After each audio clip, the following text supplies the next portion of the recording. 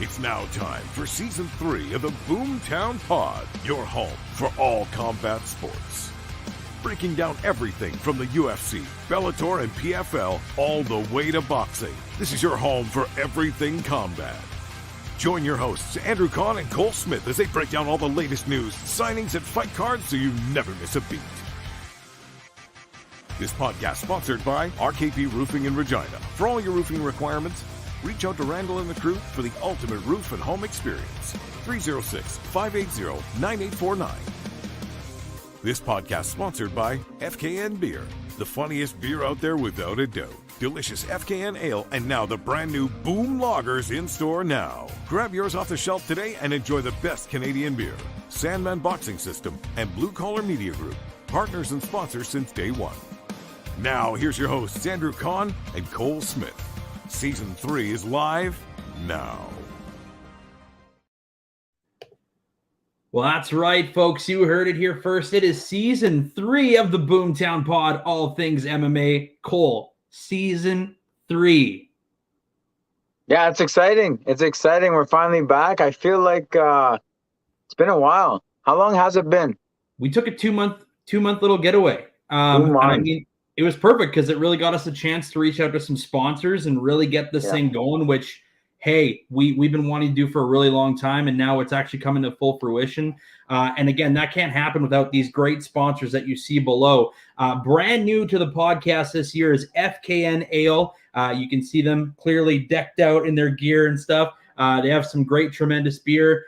Go out and get some FKN Ales today. Also, FKN Boom.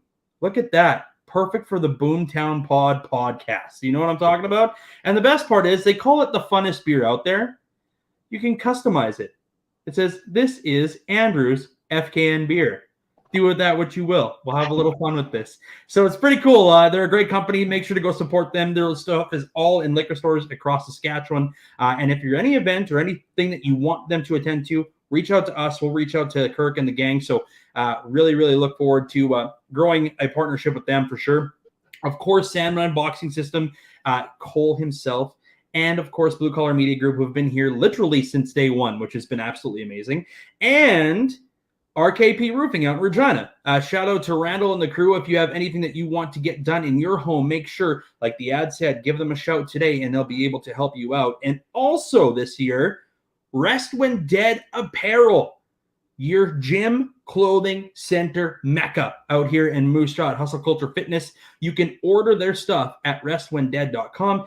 They got a lot of great stuff. Believe me, a lot of amazing quality gear. I'm going to be able to rep some. I was just talking to Aaron before this, and we'll have some before probably the next podcast. So look forward to having them as part of our group too, man. We just continue to grow. If you would have told me 3 years ago when I started this during the pandemic that it would grow to be the number 3 most downloaded podcast in Canada for MMA, I would have laughed.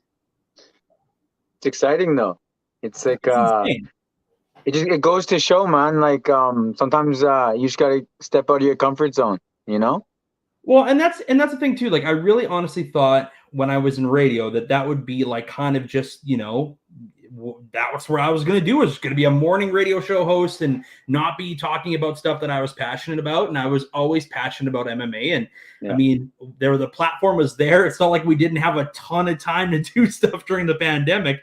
So I figured, hell, why not? And again, MMA was the one sport that continued to go during all of that. So honestly, man, it's a crazy run, but Season 3, we're here, man. We're kicking things off with a recap of the past few weeks. Again, this is sponsored by FKN Ale and FKN Boom. Like I said, go get yours in stores now. I'm actually going to crack this because it's been a long day, so it's going to be delicious, and I cannot wait. But we kick things off today with some breaking news for you, as just before we started this just came through the wire for us.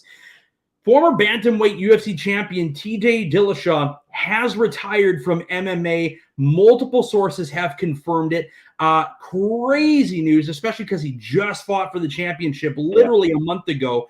And it was such a sad, if this is the ending for TJ Dillashaw, that was a sad way to go out. Not being able to perform fully at his highest capability. His shoulder popped out against Aljamain Sterling. He was just a wreck in that fight. He didn't look like the old Dillashaw. Now people will say, well, that's because that's what steroids does. And I get it, and it's tarnished his legacy a little bit. But Cole, when you think about TJ Dillashaw, is steroids the only thing that really comes up to you?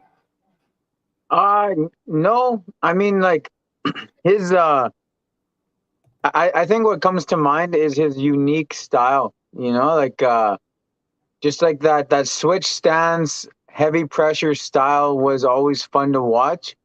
It is unfortunate, the steroid use, because it does it just puts that cloud over everything, and it is super unfortunate because like he has some huge moments, when he destroyed Barao, that first time. Crazy Like, fight. I'll never forget how I felt seeing that, and just like picked him apart. And yeah, he has some huge moments. It's so unfortunate, and I'm like curious to know if like the hate he's been getting, how much that had to do with it, or if it was like the shoulder recovery was going to take so long that he's just like, it doesn't make sense to come back. Yeah, I mean, when I think of TJ Dillashaw, I agree with you. I think the shoulder injury is a hard one to come back from, especially because it looked like it was popping in and out so easily. And apparently during his camp, it was doing it for like 7-8 months. I'm suffering from it myself at the moment. It just seems to do it whenever. And sometimes it gets tweaked and you're like, you're fine. You can get through it. I was playing football last Thursday. It popped out and I was like, what the hell is happening? So I completely and fully understand that injury more than most would. But the other problem, when I think of TJ Dillashaw, I don't think of steroids necessarily. I hate that it tarnished who he was as a fighter because I, again, love his switch stance. Crazy fast hands. I mean, that buildup with him and Cody Garbrandt, I mean, was one of the most real rivalries that the UFC ever had. Both guys absolutely hated each other. So, I mean, the fact that those two got to do it. I mean, TJ Dillashaw was a champ. I mean, it always comes because everybody has this conversation with me all the time. They're always like, well, what about TJ Dillashaw? I'm like, he was a great fighter, but there's always going to be that asterisk. How many fights did he win when he wasn't clean? Right?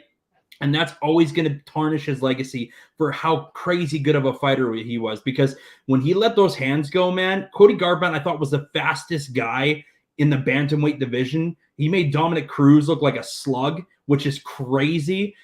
And TJ Dillashaw was that much better than him. Now, did the steroids have an effect on that?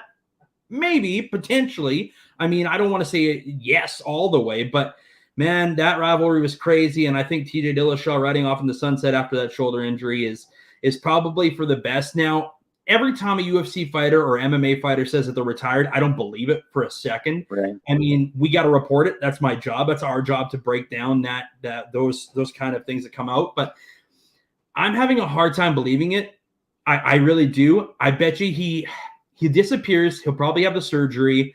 He'll come back, and it'll be like, I don't know. It'll kind of be like the Jeremy Stevens effect, where like Jeremy Stevens, I know it's a different caliber of fighter, but disappeared for a little while, came to PFL, got paid a ton, and hasn't won a fight since forever ago. It seems like he's lost 8 in a row, which is nuts. But I think he'll come back. I mean, some organization's going to pay him a ton of money, and TJ Dillashaw is a name, and who wouldn't want him? I know PFL's doing big things. We're going to break down that later on. I know Bellator is doing some crazy, incredible things as well. So, do you think he comes back? Yeah, I mean, if worse comes to worse, we'll see Cody and TJ and bare knuckle fighting in 2 years. Oh God, Cody Garbrandt's one loss away from probably being in that realm of reality too, which is absolutely crazy. To think that rivalry was like the two top guys at bantamweight, and now both of them are like, yikes! One's not even part of the UFC, and one's lost 4 in a row. It's crazy to think about that. But the other breaking news that we had just before we came on to Robbie Lawler, legend of the sport, he's out of UFC 282 with an apparent hand injury. Now that raises a question for me. Robbie Lawler is 40 years old. Okay, I was thinking about this, and I wanted to ask you about it, kind of get your opinion. Do you think it's time for Robbie Lawler to consider the R word as in retirement? It's just tough. It's tough to say. Like, I don't know if he's not going to be a champion. But I mean, I think there's some fun fights he could do.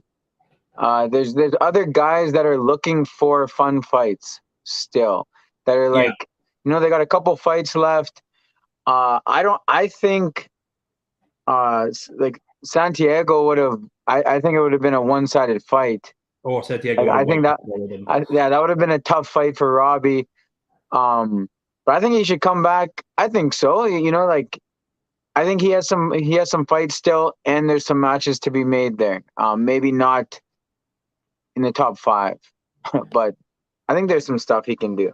Yeah, when I saw the matchup of Santiago taking on Robbie, I know why Robbie did it. It was probably a really nice payday, but holy shit, man! I love Robbie. He's a scrapper, brawler through and through. But man, he probably would have got his ass kicked in that fight. It's probably for the better, but who knows with Robbie Lawler, man? You never know with Robbie Lawler. Like, I had it predicted, you had it predicted when Nick Diaz came back. We all thought Nick would wipe the floor with Robbie. And that was the complete opposite. I mean, Robbie beat the brakes off of Nick Diaz. I am as big of Nick Diaz fan as there is on planet Earth. But I can admit to you when a guy gets absolutely mangled, and he did in that fight. I mean, there were times where I just thought Robbie throw these hands was just like, he had like 10 years of pent-up frustration because of that first fight, and he just let it go. And Robbie's exciting as hell, man. He is a money maker. Don't get it wrong. Robbie Lawler, even at 40, is still a top name in the UFC, and makes Dana a lot of money. So I don't think it's the end for him. I thought about it today. I was like, maybe it is time for him to consider retirement because of the age. But I mean, I guess we'll continue to see what happens here. I'm looking at like his record now, and before Nick Diaz, he was 1-5. That's what I mean.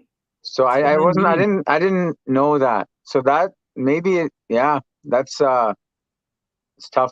That's tough to say now. I think he gets a fan fight. I think his next fight should really be just a fan fight where we can see him go out on his horse, and if he loses, oh well. If he wins, hell yeah, it's retirement season. Like, it's kind of like the Frankie Edgar thing, man. Like, and just watching Frankie's last fight, I just felt so bad because Frankie's such a legend, and then goes out 2 of his last 3 fights by a flying knee, and it's just ugly. And you're like, you don't owe this sport anything, man, but yet here you are laid out in the middle of the octagon by a flying knee. It's just, it tortures their legacy, and that's the last thing I think anybody wants for Robbie Lawler, is to have that tarnished legacy, because he provided 15 to 20 years of absolutely unbelievable entertainment inside that cage. So, man, if Robbie comes back, I know it's going to be a fan fight. It's going to be a payday, and I hope he gets that one last hurrah, kind of like Donald got, Cerrone got his last hurrah. And man, it's crazy to think that's the end of an era for a lot of fighters for us, man. The guys that we grew up on are all kind of dipping out now. It's game over, You think about the names that we had. We had the Bisbings, GSP, Andersons, man, Frankie Edgar, Gray Maynard, Clay Guida. Shout out to Clay Guida for a big win this weekend. Unbelievable performance, man. He looks so damn good.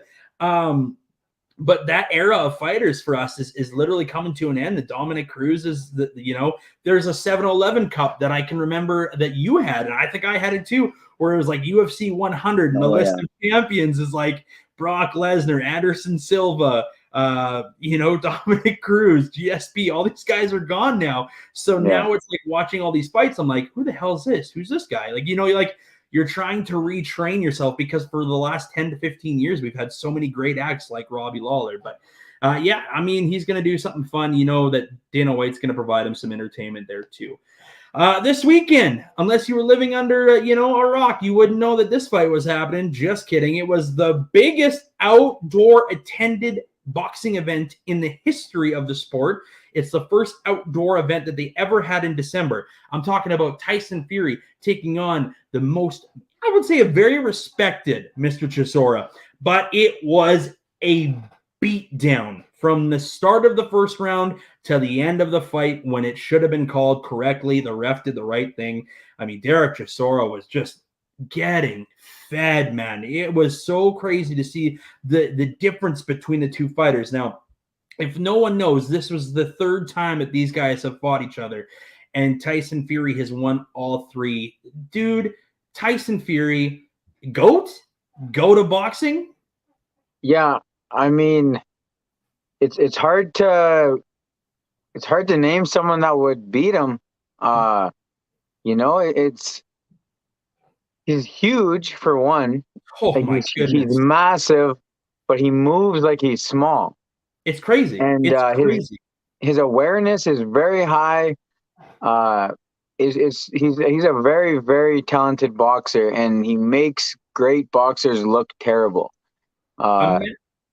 Imagine this: you're 6'9" and 265 pounds, and you are an opponent who's 6'3". That's what Chisora's height is. And I mean, I'm 6'2", so Chisora would be taller than me, and like a beefy 30 pounds heavier than me. And I'm looking at Tyson Fury. I'm going, holy shit! On fight day, he must weigh 290 to like 300 pounds after his weight cut. I'm just like, this is insane that this man is in the ring at 300 pounds, moving as quick as Floyd Mayweather at times. Like, it's bananas. Yeah, it's wild. It's very impressive. It's, like the only match to make is Usyk, and I cannot see a way that Usyk wins that fight. Just like the height difference, the weight difference, the length difference. If Usyk could pull that off, would be like I can't even picture him how he would win that fight. I don't know. Well, and that's what I kind of was getting into. So we're playing matchmaker here a little bit. You're going with Usyk. I think Usyk's the fight. I think the whole world agrees that Usyk's the fight, especially because Usyk is technically a heavyweight champion as well. So this would be for the unification of the straps, which hasn't happened since Lennox Lewis. It's a long time coming. So, I mean, realistically, this could be really big for the sport. I mean, there's no venue in the world that wouldn't take this fight. Now, he has suggested that he wants to do it in England or overseas in Ukraine as well. Like, Tyson Fury doesn't give a shit where this fight is. He just knows that he is going to win. And I mean, I don't know if you caught the whole after the fight thing where he called Usyk to the ring and they were standing face to face. I couldn't believe how scared Usyk looked. Now, I don't know if that's because he didn't know a lick of English. That everything Tyson Fury was saying, he kept calling him a rabbit. Come here, you rabbit. I'll kill you, you rabbit. Like he just kept saying it to him. I couldn't imagine. I would have pissed my pants. Like, you got this monster who just beat the shit out of Derek Chisora, who is a tough competitor. Like, I mean, I'll give Chisora credit. He was getting knocked with some bombs and didn't fall down once. Like, it was crazy what he was getting hit with. And, I mean, if I was Usyk and I'm sitting there and I got goddamn Tyson Fury yelling at me, and maybe I don't know English that well, I would be scared shitless. And then looking at the height difference between the two of them, it's monumentally different. Yeah. Like, I like Usyk, man. I think he's as strong as anybody in the heavyweight division. He is a fierce competitor with a nasty jab. It is quick, it is efficient, and it is powerful. But I am telling you, man, I don't think it goes the way he wants it. And I think Tyson Fury becomes the first guy since Lennox Lewis in 1998. That's how long ago this was, to become the official all titles across heavyweight champion. Agree? Yeah, I agree. I don't know how he doesn't win that fight. 1,000%. I just think he's just too strong. He's too smart. He's too quick on his feet. And I've watched a lot of Usyk fights too. Usyk is very stationary, and you cannot be stationary when you fight Tyson Fury. He will angle you to death. It's just what he's good at, man. He uses that 6'9" frame and cuts you off completely. So yeah, I mean, I'm looking forward to that match. And then I think it was Joshua. What's his last name? Another heavyweight. Anthony Joshua? No. Joshua Josic? Is that his last name? He was also, it was funny because Usyk and him are having this big confrontation, and Joshua, I think it's Joshua Usyk or something like that, came into the ring as well. And he's from Britain. And so he's pretty well known. And he said, well, if he's not going to do it, I'm going to do it. It was just like, you had two guys that want to beat the shit out of Tyson Fury. And he's like, Tyson Fury had the mic, and literally in the stadium, he said, I don't give a shit who it is, you or you, I will beat the shit out of you. It doesn't matter. But he said, respect to this Joshua guy, because he goes, if this little mongrel, little rabbit won't take the fight, I'll for sure fight you. And I was just like, it's so crazy because the last time that you and I did a podcast 2 months ago, we were talking about Tyson Fury's retirement.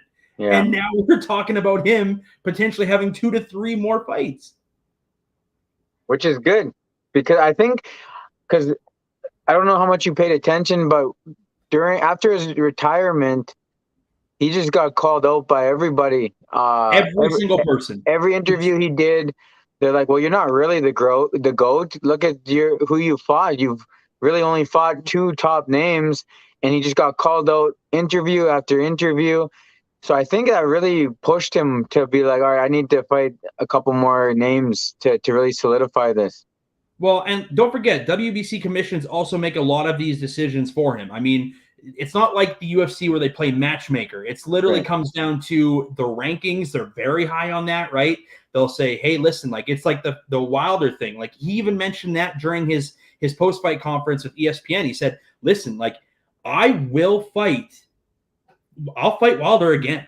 If that's what they want me to do, I will knock him out for the 4th time and end this. Like he's like, I don't give a shit who they put in front of me. I'm on a wrecking ball of destruction. Like he's just like, you put him up, I knock him down. That's exactly how this is going to go. And I mean, hey, dude, I'm here for it. I am the Gypsy King fan through and through. I mean, my shout out to my family, man. We're not like, my family has gotten into combat sports because of me, but now I'm getting Snapchats and texts of them watching Tyson Fury because they love this man so much.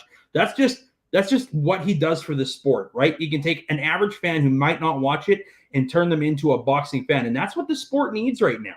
As much as people, and I hate mentioning him, as much as people shit on Jake Paul, he brings your face and brings recognition to the sport. I mean, he has sold the shit out of it, man. And that's what the sport needs, or people like that. Yeah, he's not great. But hey, we're talking about boxing. We're making boxing relevant again because probably since Manny and Floyd had their fight, or even Conor and Floyd, not many people were talking about boxing. It's true. And like he just beat Anderson.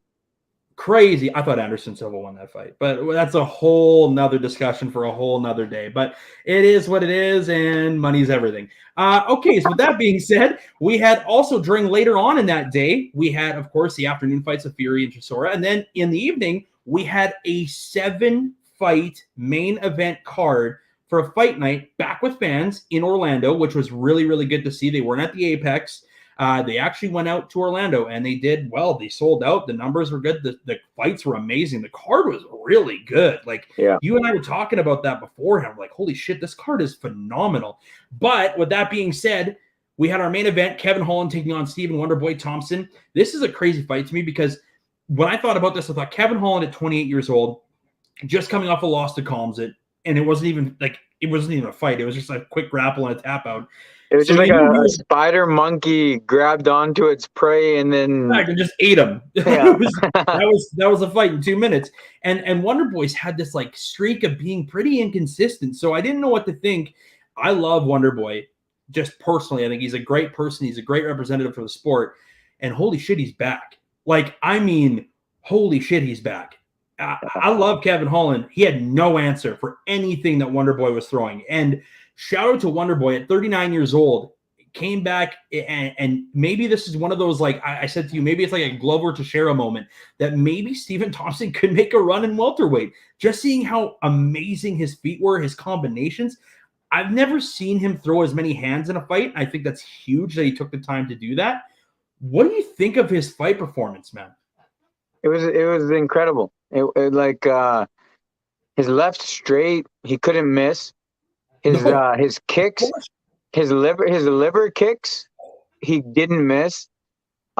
He was just like and the speed, how fast he looked was I was blown away. I thought Wonder Boy was gonna win, but I thought it was gonna be back and forth.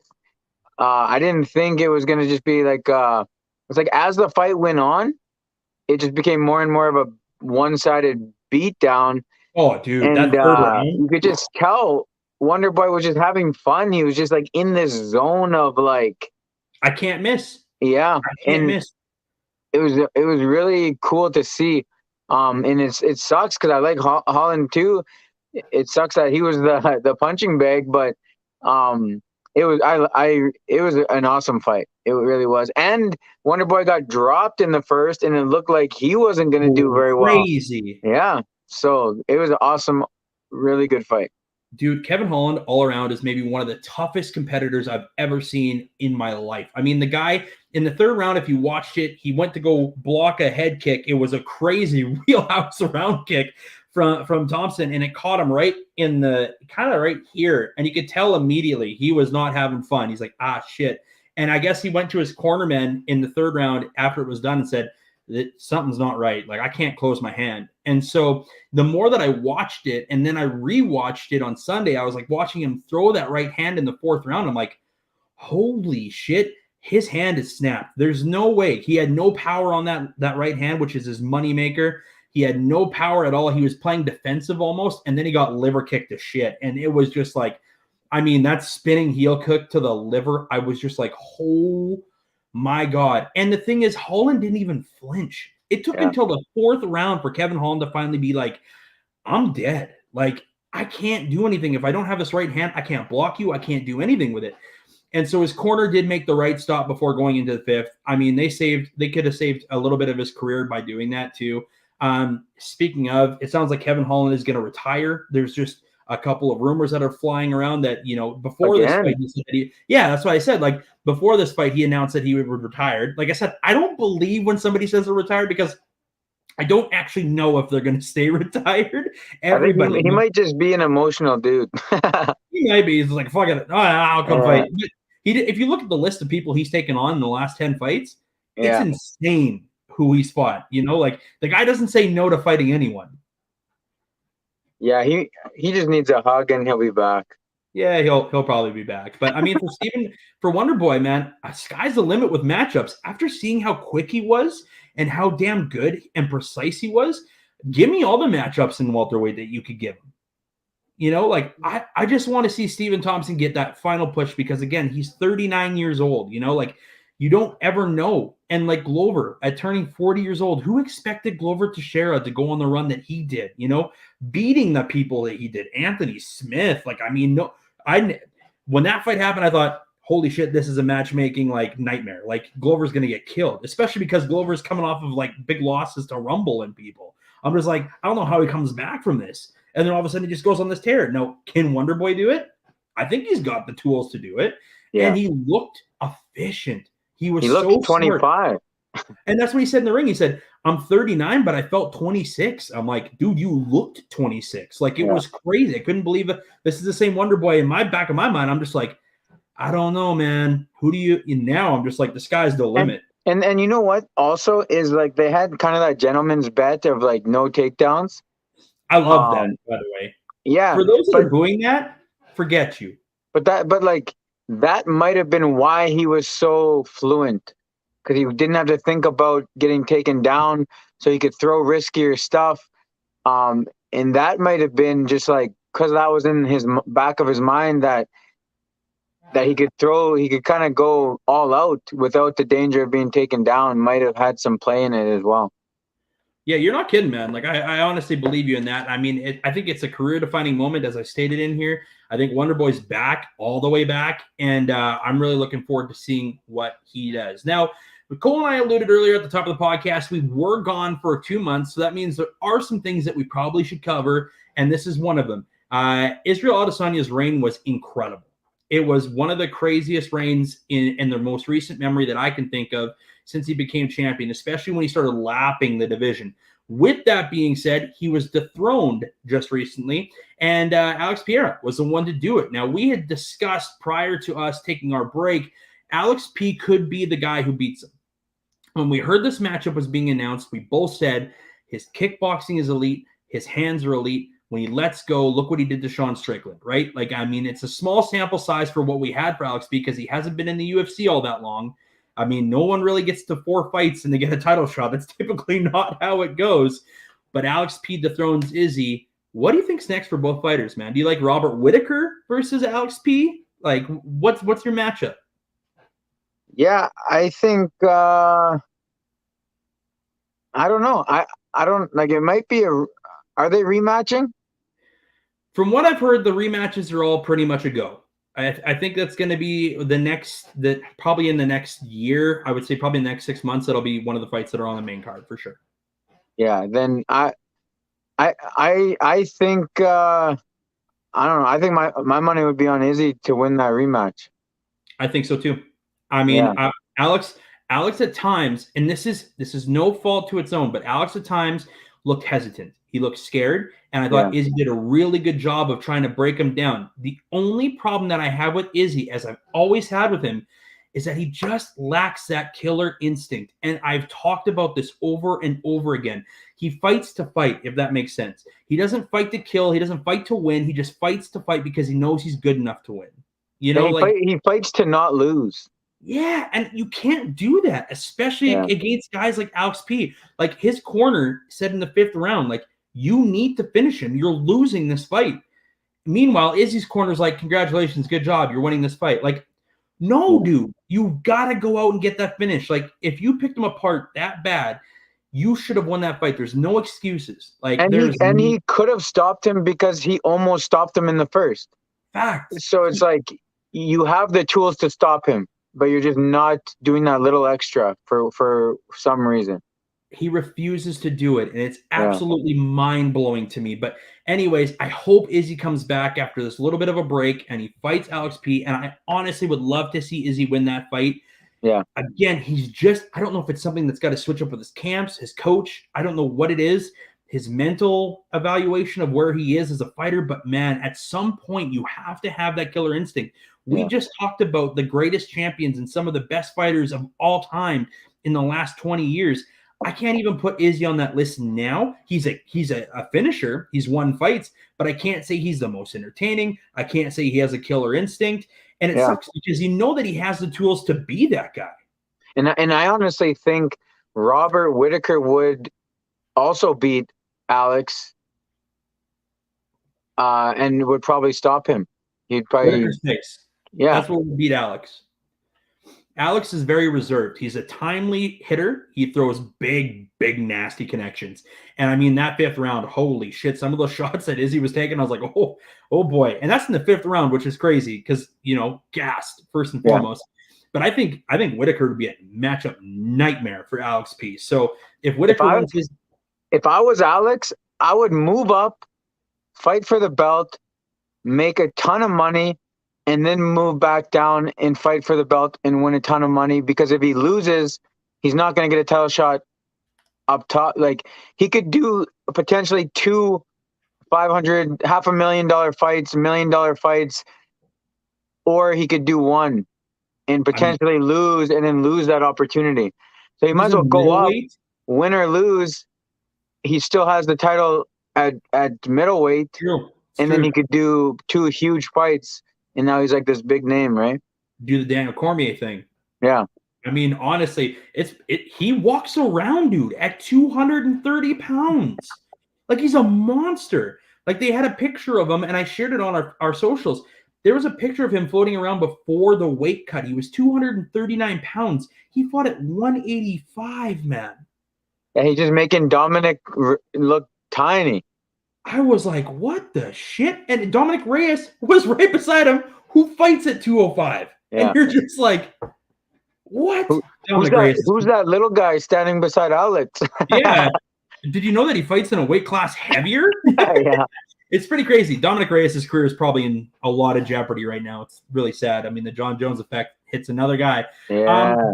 Crazy. But with that being said, we like to talk about good things for Canadians, and this was one of them. PFL this past weekend had their big 6-man title fight on Friday night. 6 different championships. It was a crazy card. It was a ton of fun. Also, shout out to, she wasn't on here, but she was on our podcast last season, and that's Dakota Decheva, who continues to impress with PFL. Her 2nd straight win. She absolutely beat the brakes off of the girl that she fought, and she was on the prelims. That girl's going to be a main eventer. Mark my words. If she's not fighting Kayla Harrison at some point in the next 2-3 fights, I'd blown away if that doesn't happen, especially because Kayla Harrison's coming off a huge loss, which was big for PFL. With that being said, Oliver Obian Mercier, he becomes $1 million richer, wins the PFL lightweight championship, and if you didn't know, he was a UFC reject. Did you think the UFC fumbled his release and not give him an honest shot? I mean, no. I guess like he lost 3 in a row to like not under the top 10 level fighters. He won one fight against a top 15 fighter. Yeah, and then he was on a losing streak, and then goes on like a 7-fight win streak in the PF, or I don't know what it was, 5, 6, 7-fight win streak. 6, crazy. Yeah, and so it's like, I think like you can't predict something like that. But the thing is, a lot of these guys, especially in PFL, you think about the fight that happened after him. The guy's first loss, or the only loss he ever had, was to Israel Adesanya. Gets released. Brandon Allen goes back, wins the championship in PFL, and is also $1 million richer. So you never really know, because I mean, with Brandon Allen, it's a little different because he went from the Ultimate Fighter and Dana White's Contender Series to losing to Izzy, and Izzy's like one of his first fights. And then all of a sudden he got released, and everybody's like, well, that seems like that's very, very irrational. Like, what? And then he goes to PFL, wins 4 in a row, becomes $1 million richer this past weekend. But I mean, I'm proud of Oliver, man. He's as tough as they come. I think it speaks to a guy when he goes on a streak like that, where you lose quite a few fights, to have to like mentally come back from that. It can't be easy, especially when you get released from the biggest corporation in the world when it comes to mixed martial arts, and to have to, find an organization first and foremost that wants to sign you. I mean, Oliver was probably only making $40,000 to $50,000, per fight realistically until this. So, I mean, for him, now you got to think, oh, it's awesome, because now when he fights for PFL, he's going to make $200,000 an appearance, like, especially being the lightweight champion. So I'm pumped for him. I'm pumped to see what he does. As a Canadian, I'm super pumped to have a Canadian champion in an organization. Finally, it's been since GSP. So it's been a couple of days for us Canadians to have an MMA world champion. So I'm really looking forward to him. And plus, from what I've heard, he's a really damn nice guy. So he trains with all the TriStar guys. I hope that we can get him on here at some point. I think that'd be an awesome interview just to talk about a lot of the stuff that he went through. So, I mean, hopefully in season 3, we can bring that for you. Also, kind of getting into season 3 with you guys, we're going to do a lot of like YouTube clips and a lot of shorts and a lot of different things, especially because Cole does a lot of the boxing side of things, and he's at events pretty much every single goddamn weekend. It seems like it, yeah. Yeah, I mean, we're going to really try to capitalize on that, myself included. We're going to try to go to different events, try to get some local fighters on. We're going to try to do some backstage interviews with some, coaches and trainers, and talk to a lot of different gyms, because believe it or not, there's a massive scene here. So we're going to do our absolute best, whether it be Saskatchewan, Alberta, Winnipeg, you name it. We're going to try our absolute best to get out there and promote the hell out of everybody that's fighting. So if you're a fighter that's up and coming and you want to come on here for a YouTube short, reach out to us, man. We would love to support you, your gym, whatever. Definitely reach out to us. Hey, Cole? Yeah, definitely. And it's even we're still kind of working out what exactly we want to do. We want to have more fun on YouTube too, and kind of have like a presence there. So and just reach out. If you see us somewhere, come say hi. And give us your info, your contact info, and definitely we can set something up, because we just want to meet people. We want to get people's faces out there, so that people can start like putting a face to more local talent, because there is a lot. There's a ton of very gifted from MMA to kickboxing to boxing, even like high level jiu-jitsu coming out of Saskatoon or Regina. So I would, you guys just deserve the appreciation, the recognition, and I really hope we can do that. And without you guys, we can't do this. So, I mean, realistically, this year, we really want to give back to our fighters and our fighter community, man. Like, it's so cool that we've been able to sponsor a partnership with Palace Athenas, because it gives those girls a platform. And believe me, every time that I talk to any of them, we're still in communication now. Like, I've got some girls lined up for this season, and they're just so excited to have that that presence and for us to do this. So if you're a fighter, you want to talk to us, you want to come on, we always have time, man. We love this stuff. This is what we live for, man. Day in and day out. I mean, Cole's running his academy every single day. So don't forget about it. If you got anything that you want to ask us, reach out to us. Like I said, hit us up on all of our socials. We will never say no to anybody. So we're really looking forward to that. Now, getting into more serious aspect, turning the corner here. This is a big, big thing that has rocked the MMA nation. This is probably one of the biggest stories that we're going to get in the next 5-10 years. James Krause, if you don't know him, runs his own gym. Great coach, former UFC fighter as well. Made some crazy allegations against the UFC, against, oh Christ, how many fighters were there? There was like a list of them. He had a YouTube rant that he went on, had his own channel, deleted it, which was nuts, kind of a coward move.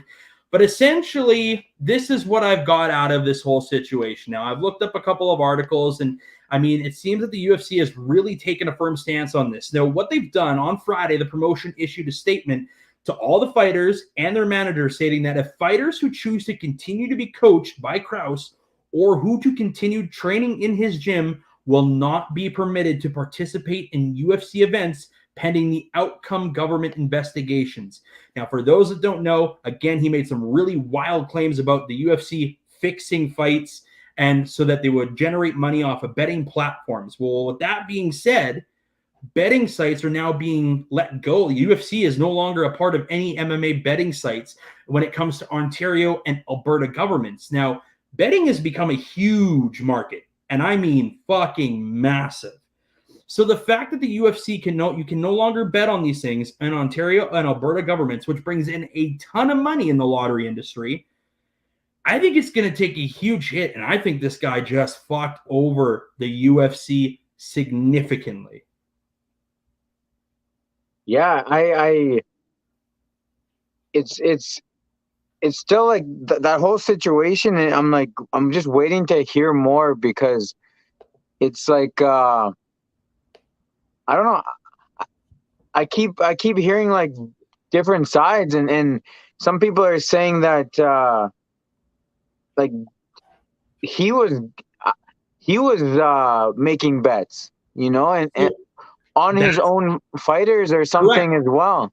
So that's the ripple effect today. Derek Minor, who is one of his fighters, was actually released by the UFC because this whole scandal started during his fight because James Krause was betting on his fighter. Right.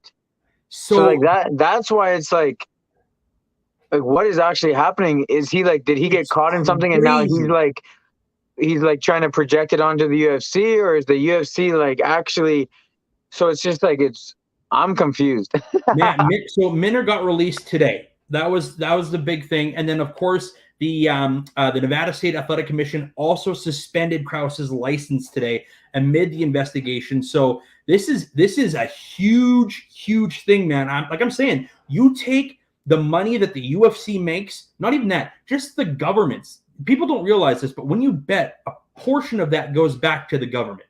Right. So that helps with funding for things. I mean, it's crazy how much money this actually makes. And in the betting world, you can't actually go anywhere now without even in the octagon. When you look at what they say right on the thing, right, a plus 220 favorite on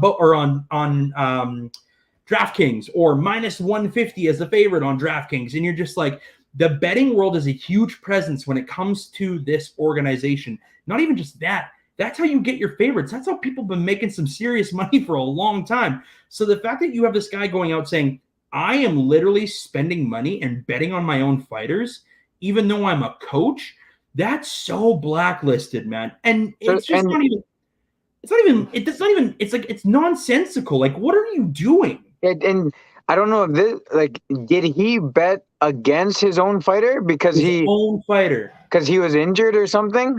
Like, I don't know how true that is either, but that's what I read as well. The stipulations, now again, this is all hearsay. This is all rumors. Yeah. This is just us reporting what we see, right? And that's our job. But realistically, when I see the conversation piece that was had, it was essentially that Minner had an injury and he knew about it. James Krause knew about it. That's his fighter. Of course he knows if he's injured. Like, you train with people, you would know if they're hurt right away. So there's no way you're going to be like, yeah, okay, my fighter's hurt. Let's bet on him. Like, because that would never happen. So you bet against him. So he bet against, and of course, Minner lost. So what does that mean? James Krause got paid. I mean, it's insane what's happening right now. We've never seen an investigation like this, especially in the UFC. There's never been betting allegations. I mean, you think about things in the past with sports.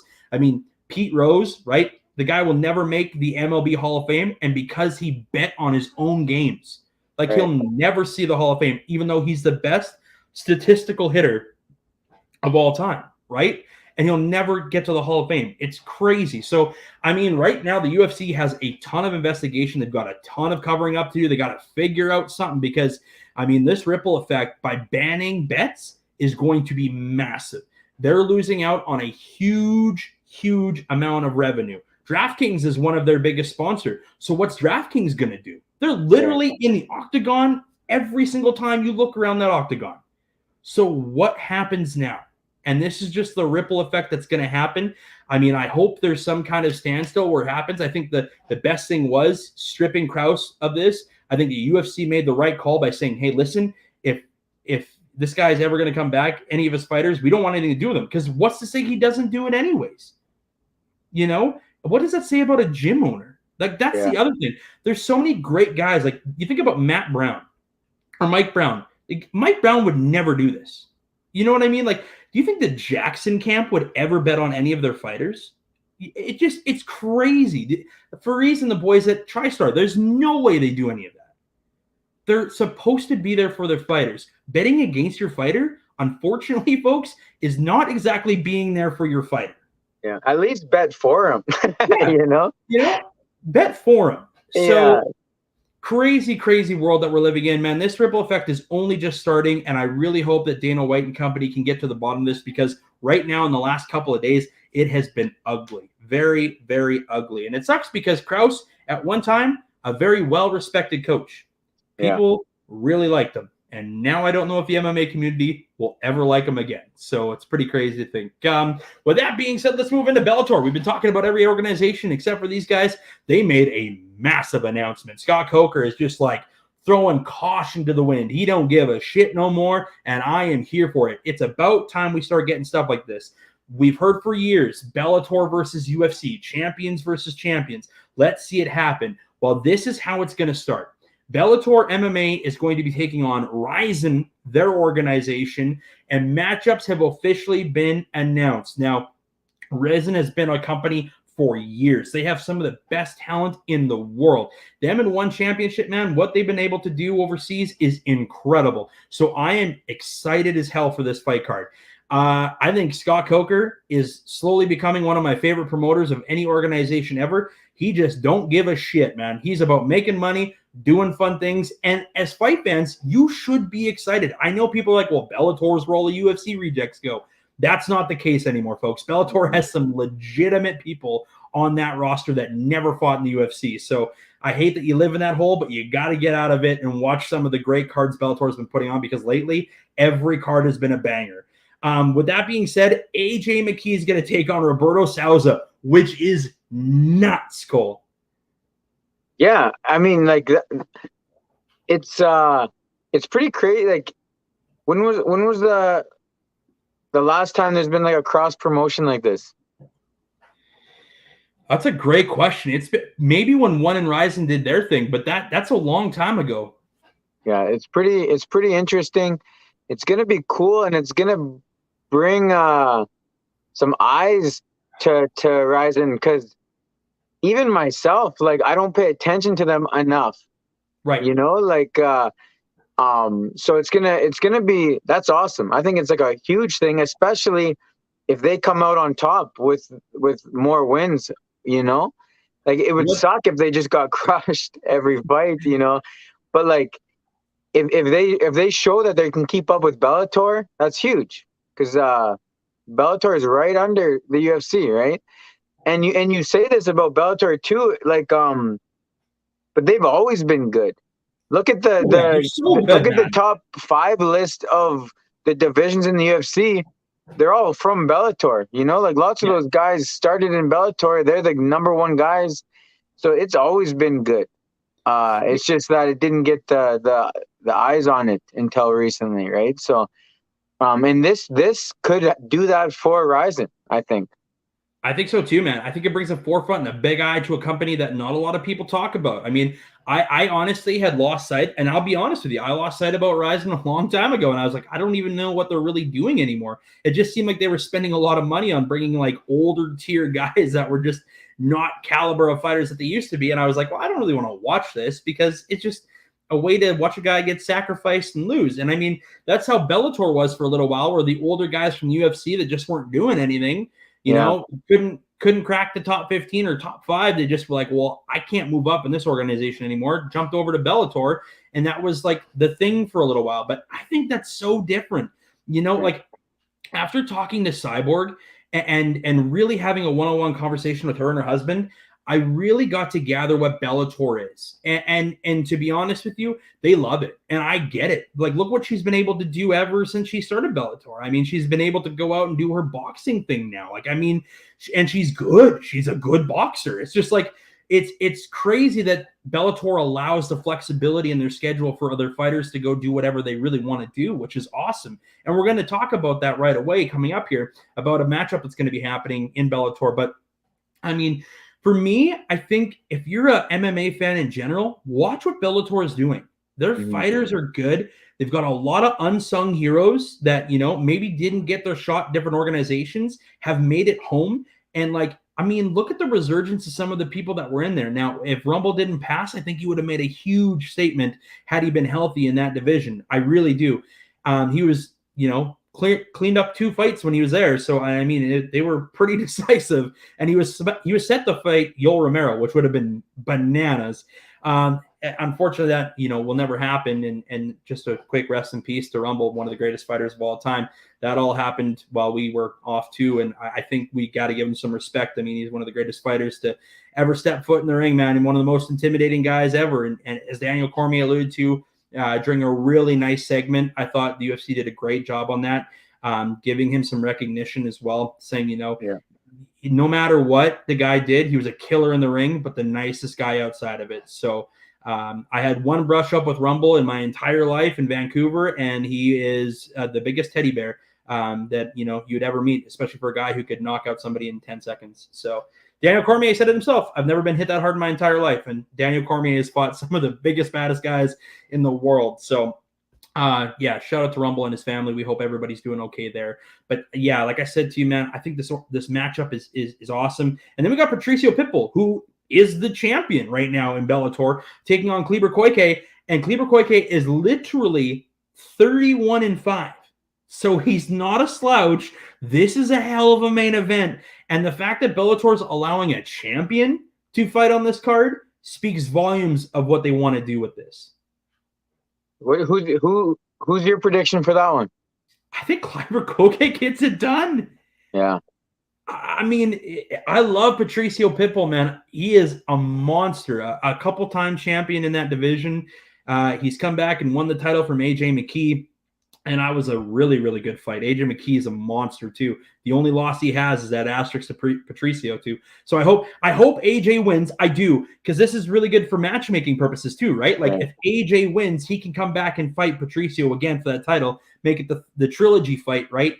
And then we get that championship match. Now, if it doesn't happen and AJ wins and let's say Patricio loses to Kleber, people don't understand. Like if you're not a fan of Rizin, then you probably don't know who Kleber Koike is.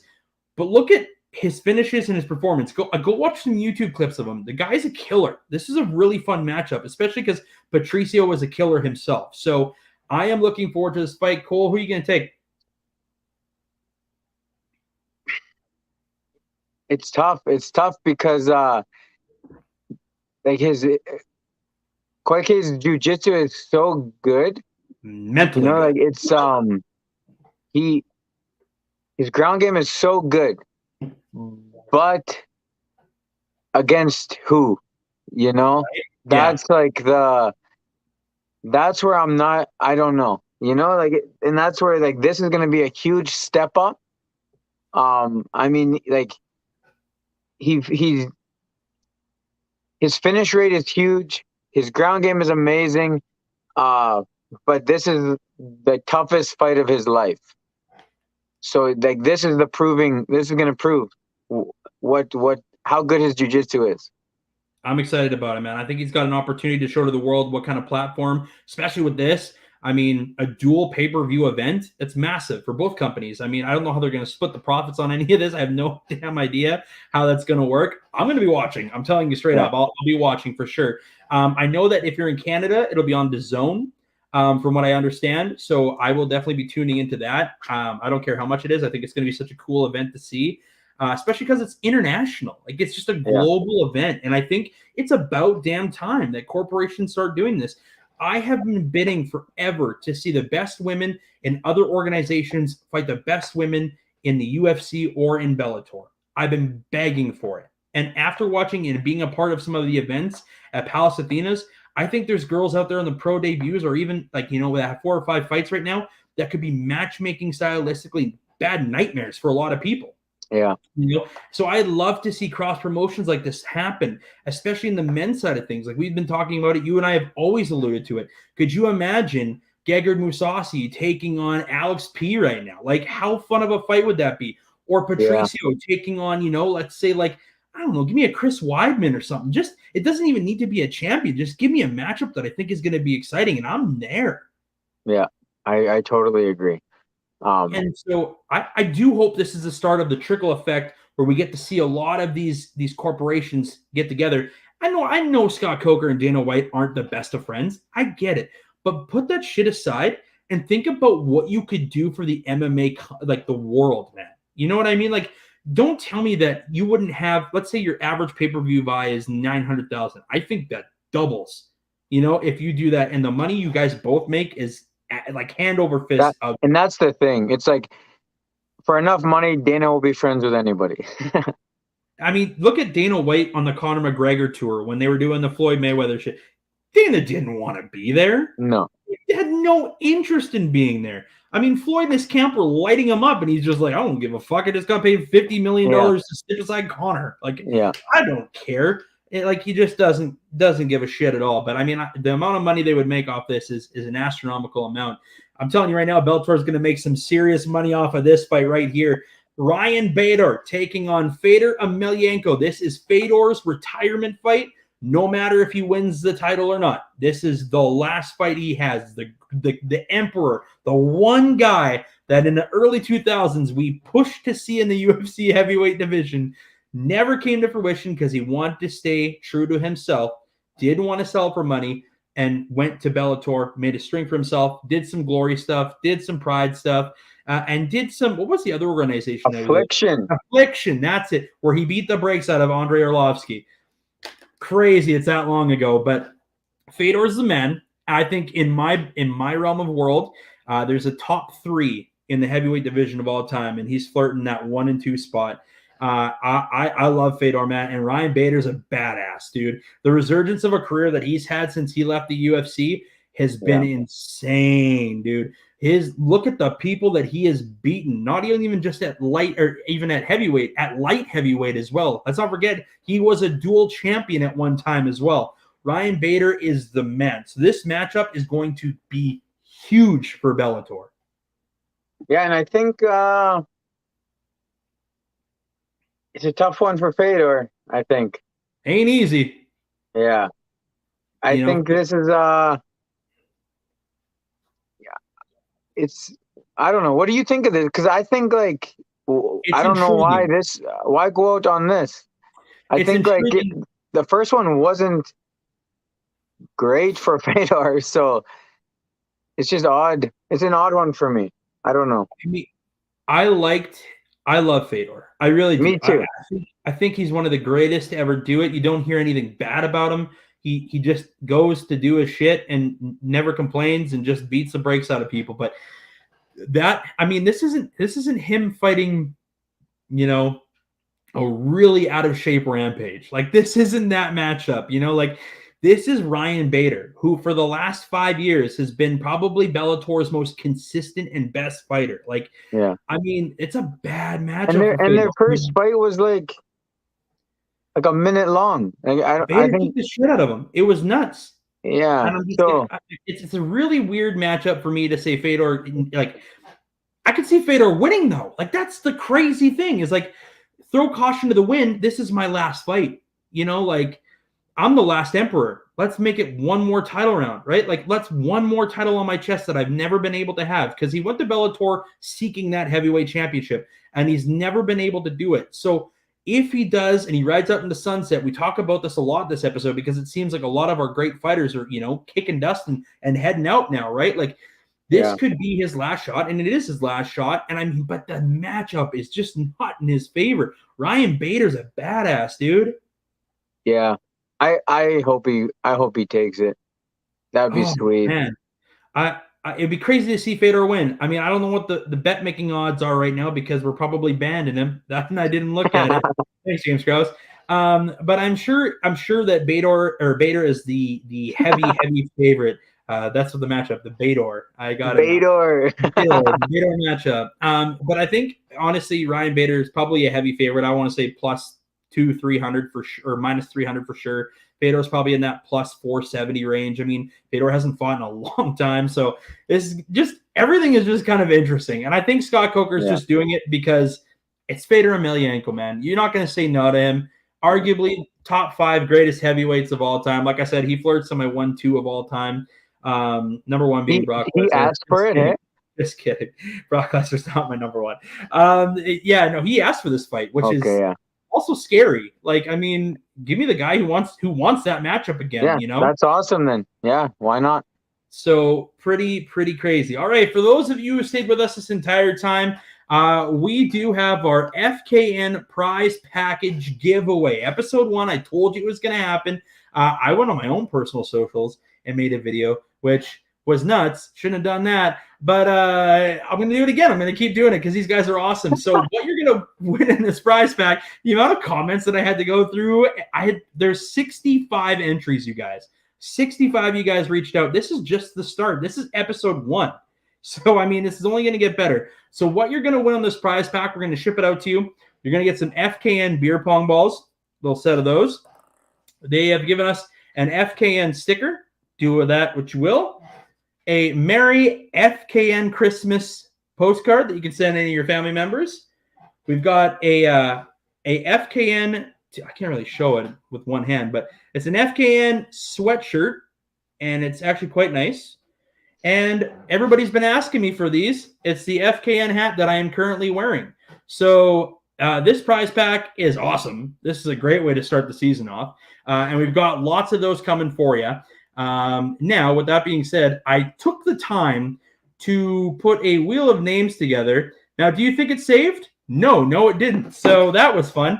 So what I'm going to do is in about 5 minutes, I'm probably going to go live. I had 65 names written down, folks, and they have all disappeared off my phone. So that is exciting. I deserve that. Oh, that sucks. So with that being said, I'm going to put all these names back together. I'm going to go live on our Facebook page. And I will let the announcement go, and I'm going to reach out to the winner, whoever it may be. There's 65 of you, so good luck. And we will ship it out to you guys. So really, again, can't thank FKN enough for stepping up this year. Like we said, we're going to do a lot of great things with this company. And of course, our great sponsors, like we said, Sandman Boxing System. We're going to be doing some stuff with them for sure. My man's got a gold hoodie over there. You see that thing? Sheesh. That is nice. Go and get yours today, Sandman Boxing System. Of course, RKP Roofing in Regina. All your home needs, roofing, eaves troughs, you name it, they do it. Reach out to Randall and the boys. They do a phenomenal job. So excited to have them on here. And Rest When Dead Apparel, like I said, out here in Moose Jaw. You want gym gear that's kick-ass and has a sweet logo? Go check it out. Again, you can check them out on Instagram, Rest When Dead Clothing. You can also check them out at Hustle Culture Fitness. If you're in the Moose Jaw or Regina area, they're selling it. They also have a website where you can check it out, and they have some really great options. They got T-shirts, hoodies, toques, you name it, they got it. So shout out to Aaron and the crew, man. We absolutely love them and so glad to have them on this year. So yeah, that does it for us. That's our hour. That's our timeline. We're going to come back to you in a couple weeks. Unfortunately, it was a weird time to start. And the only reason why is because after this weekend, the UFC goes on a bit of a break for 3 weeks. And then Bellator also goes on a break for 3 weeks. So it's the season. This will be the Christmas season, man. So we'll probably do one more episode between now and Christmas, and hopefully we have some results for you, some different fight cards. I know that UFC 282 is taking place very, very quickly here next weekend, actually this weekend. And we'll be able to break that down for you. So there will be a podcast in the next couple of weeks. We just wanted to get back, get running, start doing this for you guys. There was a lot to cover in the 2 months that we took off, including all of our sponsorships. So with that being said, we can't thank you guys enough for tuning in. This is only week 1. Prize announcement coming up in 5 minutes. Give me some time. I got to put 65 names back in a name generator. I got one more thing. If you guys go to my Instagram page, Sandman Boxing System, we're actually doing a draw as well. I teamed up with Coolest Rugs out of Saskatoon. Fire. And if you win, they'll make you a custom rug, whatever you want, whether it's a business logo, a team, something, whatever you want. So go. All you got to do is like our pages, put your name on there, and then put all your friends on there, and you'll get an entry for every name. So go check that out as well.